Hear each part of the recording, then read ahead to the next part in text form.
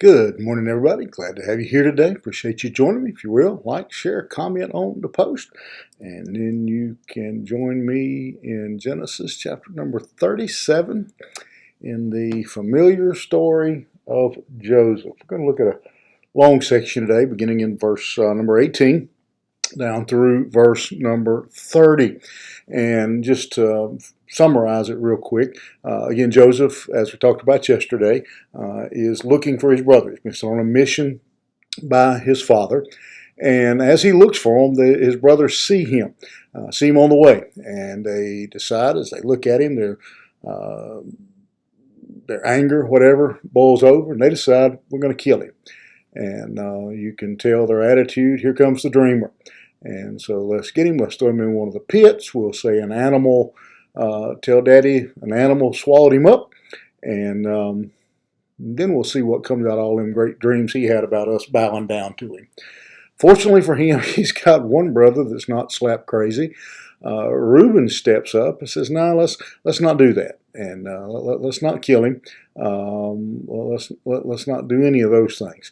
And so they take him, they strip him of his robe, his coat of many colors that his father had gave him, and they throw him into a pit. Now, I don't know what their long range plan was, but it says they didn't have any water in it. So, what they were going to do with him for the long run, I don't know. How Reuben was going to get him out of the pit alive, I don't know. But as they sit down to eat, they see some Ishmaelites coming along, and Judah gets the bright idea. He says, well, we might as well make some money off of this deal. If we kill him, we don't get anything, but we'll sell him. And so they sell him. They'll take him as a slave and take him far away, and we'll make money. We'll be rid of him. We can always lie to Daddy and say he never got there. Somebody must have, something must have happened to him. So they get him up and they sell him. Reuben comes back, finds out that his brother's not there. I'm assuming maybe Reuben thought he'd come back when his brothers wasn't around and get him out of the pit and tell him, get out of here, get home while you can. I don't know what his plan was, but he's obviously upset. The boy is gone. What will I do? So they are, Reuben says, what are we going to do? How are we going to go home and tell Daddy? So what do we learn? A couple of lessons I just want to throw at you from this story. Again, most of you know this story. Probably one of the first Bible stories you ever learned as a child. As two things that stick out to me here for lessons for us this morning is one of them the danger, and I think most of us, we know this, just sometimes I guess we forget it, or we just don't care, and that is the danger of seething, harbored anger, hatred towards another person. Probably on any given day, if you would have asked these brothers, do you like your brother Joseph? No. What do you think of Joseph? Can't stand him. He's arrogant. He's a braggart. They would have told you, do you want him dead? No, we can't do that to him. You want to kill him? No. But on this day, their anger has been building up. And, I can only, as I think about this story, they see him coming from a distance and they recognize him because he's got on that coat they hate. And so they had, this however far off into the distance, 15 to minutes, whatever it took for him to get there, to whole time, look at him. Just look at him. I can't stand him. What you can imagine the fireside conversation as Joseph came to his family. How the anger, the disease, the cancer of hatred and anger and hostility rear up in their hearts. How they get angry. Maybe this was just a joke to start with, even when it said, "Let's kill him." We'll kill him and see what comes of his dreams. And that doesn't sound so bad. And thankfully, Reuben comes along and steps in to save him.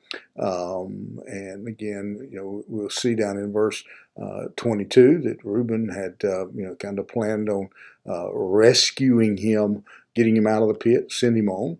But they hate him so bad, and just watching him walk up in that coat, I can't even stand the way he walks. Look at him, just brood in him the danger of allowing those kinds of feelings to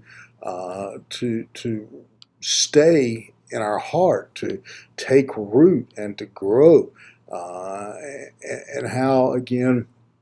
I don't know these brothers, and I'm just speculating, but I'm guessing most days they'd have never dreamed of hurting their little brother.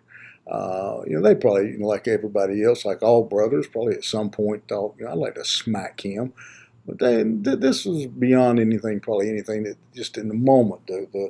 Again, beware the crowd you run with, the anger that you allow to build up in you, the hostility that grows, the danger it can, the damage it can end up inflicting on you and others. So hatred, anger are dangerous things to toy with. But then the second thing that I want to point out to you is, and maybe perhaps I'm reading too much into it, and if I am, you're free to ignore me. But Joseph's on his way to the palace. Now, he's going to make a few stops along the way, but he's on the way to a position of power. But notice what happens. They strip off the coat that his father had given him. First thing they do with him, that hateful coat, that coat they hated so much, that really had been the thing that had driven such a wedge between them. I'm sure Joseph was proud of that coat. Sometimes God has to take from us the thing we love the most before he can get us to where he wants us to be. Sometimes he has to put us in a pit. Sometimes he has to break us to get us to be the man, the woman that God desires us to be. I think I've shared this with you before, probably have, and I apologize for repeating it. But it is one of those lessons that has stuck in my mind. Years ago in secular work, I used to have to travel a lot. And one of my kind of mentors in the business told me one time, he said, I know it's not pleasant. I know you don't like when they send you out of town. He said, but never go out of town, never go on one where you don't at least learn something that you can use back home. And sometimes God allows us to go through a pit so we can learn something. Whatever you're going through right now, whatever you're walking through, pray that God will teach you something, learn something, that you'll be a better servant for God.